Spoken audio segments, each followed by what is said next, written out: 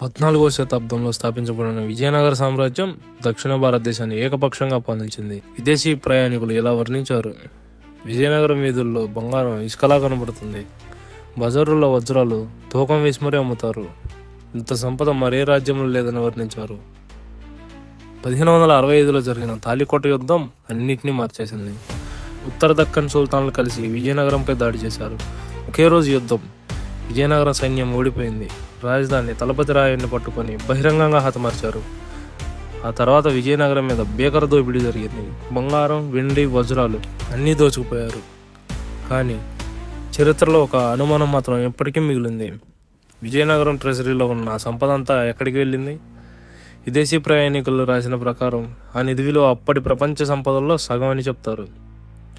కొంతమంది అంటారు రాజవంశీకులు ముందే గమనించి అండర్ గ్రౌండ్ టన్నల్స్ ద్వారా నిధిని మరొక చోటుకు తరలించారని. మరికొందరు నమ్మకం హంపీరాల కింద గుహల్లో బంగారం ఇంకా దాగి ఉందని అంటారు.